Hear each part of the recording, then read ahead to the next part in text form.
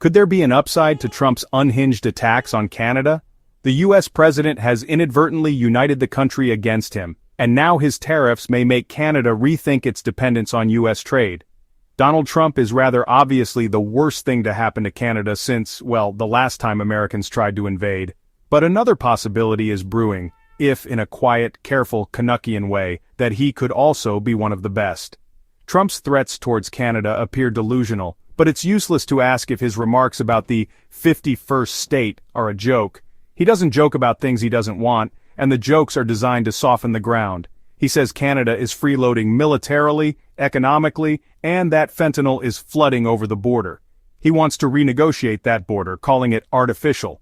Now he has taken concrete action, slamming 25% tariffs on the crucial car industry. Trump's 90-day global tariff pause does not apply to the tariffs on Canada.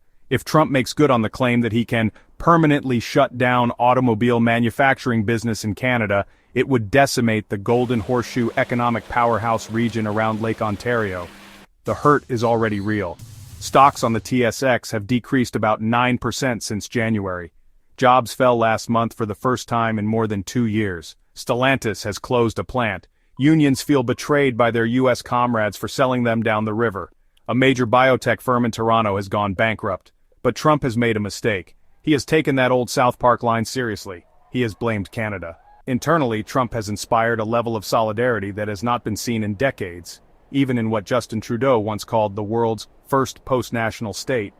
Elbows up memes are flooding social media. Shoppers are using an app called Buy Beaver to boycott U.S. products.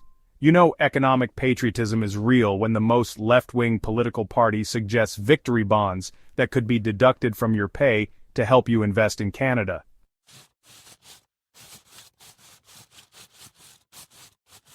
If it's fair to say that being cut off from the US would hurt Canada economically, then it's also true that Canadians are being shaken out of a reliance on their neighbor. Canada has been so close to the world's richest economy for so long, it's easy to forget it has two coasts facing the second and third richest, Europe and China. It's already the world's 8th largest food exporter. And with the US abolishing renewable energy subsidies, Canada could become a green economy leader, not least by expanding its nuclear industry for export. Relying on the US has been a crutch. Any business student knows you get a better price if you have multiple customers. Canada could also find a new ally in itself. US-Canadian trade was worth $762 billion last year, and about 77% of its exports go to the US. But a still sizable $373 billion was traded across Canadian provinces. There are internal tariffs and barriers for trade between provinces which mean, for example, that it can cost $60 in Ontario for a $15 bottle of British Columbia Red. Last month, the trade minister cut those exceptions in half. The Globe and Mail newspaper argues that new rules will probably encourage the country's Maple 8 pension funds, massive global investment players with $2TN to play with, to invest more heavily in Canadian firms. And overall, Canada hasn't actually come off too badly from Trump's cunning plan to destabilize the global economy.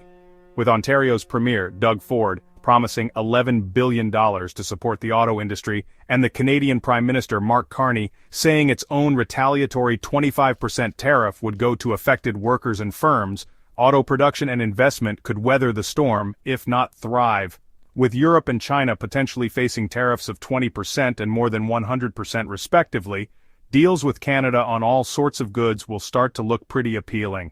Then there's Trump's sudden reversal of that subject of decades of Canadian hand-wringing, the brain drain.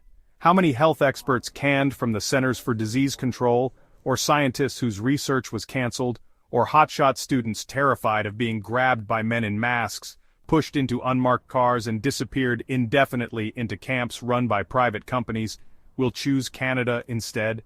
Immigration is already one of the country's great strengths. The U.S. snubbing its nose at the inscription on its own Statue of Liberty is only to Canada's gain.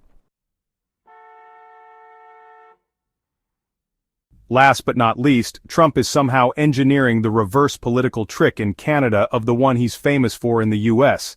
Instead of helping more clones of himself win office, his threats have left Trumpy Canadian candidates out in the cold. The Conservative Party leader Pierre Poilievre, who is unable to attack Trump as it's pretty clear he's a fan, has seen his 25-point lead evaporate. We must now think about how we ensure that the country survives in a way that we haven't had to think about before, the historian Margaret Macmillan recently told the Globe. Divorce encourages new relationships. Trump the bully became dimly aware recently that nobody likes the US anymore when he anxiously posted in the middle of the night that the EU and Canada better not band together or else he'd hit them even harder in order to protect the best friend that each of those two countries has ever had. Is it possible for a country to eye-roll? Canada's $2 economy is 1/15 the size of America's $30 There's no winner in an all-out war, but there's definitely a bigger loser. What can't be bad, though, is that Trump has caused Canada to come together and start reevaluating its role in the world. In 1866, when the U.S. decided, unilaterally of course, to stop respecting the Canadian-American Reciprocity Treaty, it spurred Canada to finally build railroads across the country and ultimately to welcome Manitoba and British Columbia into Confederation.